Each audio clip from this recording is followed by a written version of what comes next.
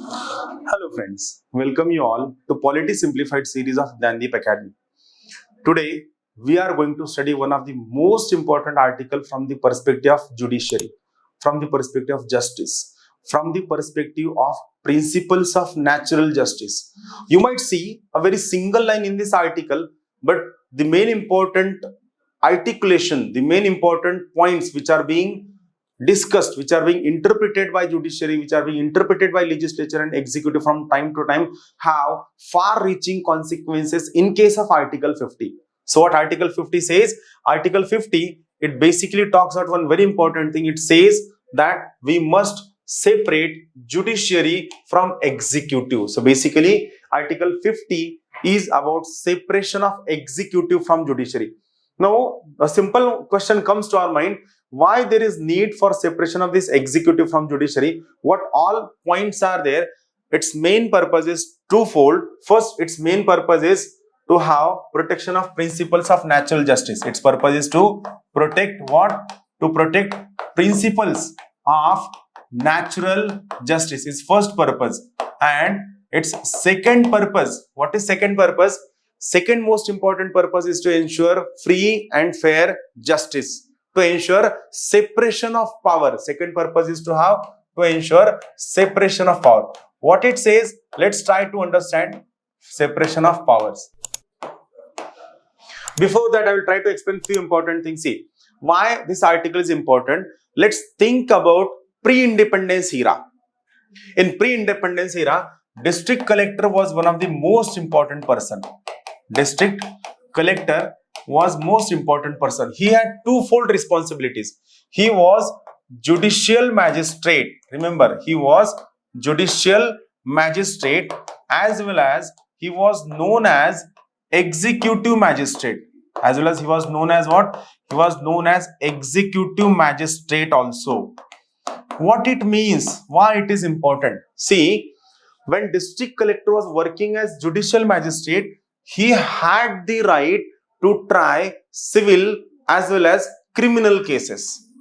Civil cases as well as criminal cases. That is, what used to happen, let's imagine a scenario, there is murder in your locality. Whenever there is a murder in your locality, you approach judiciary.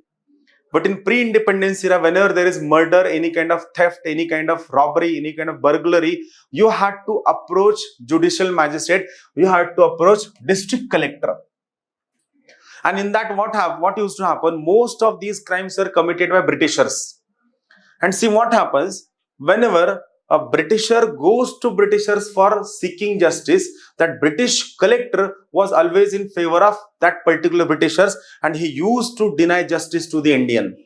Why it used to happen? The most important reason: no one should be judge of his or her own cause. That is, a police officer should not sit in a judging capacity for police officers. An IAS officer should not sit as a judge for that particular IAS officers or persons from the revenue. So this used to violate the most important principle of natural justice. No one should be judge of his or her own cause. This was the most important point. That's why this was part of judicial magistrate, and also district collector had the power of executive magistracy. That is, he used to try the cases of taxation matter. He used to try the cases of revenue matter. So what happened after independence? We completely abolished all judicial magisterial powers of the collector. We completely abolished all judicial magisterial powers of district collector. And regarding this executive magistracy also, we kept very few powers. This is called as separation of executive from judiciary.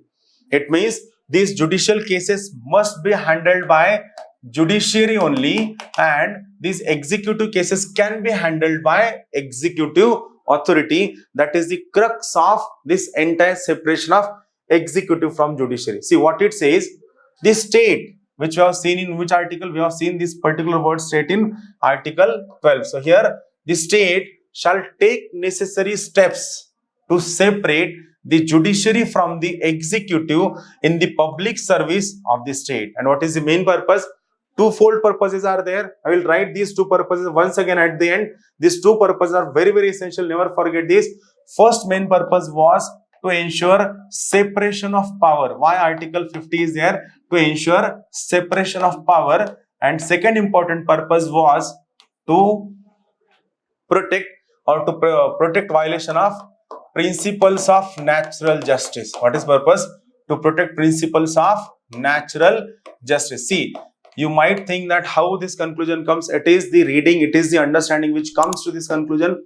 But Article 50 is very, very important. Article 50 has a potential to come as a complete question in your UPSC answer writing as well as in your MPSC or any state public service answer writing question. That's all. Thank you.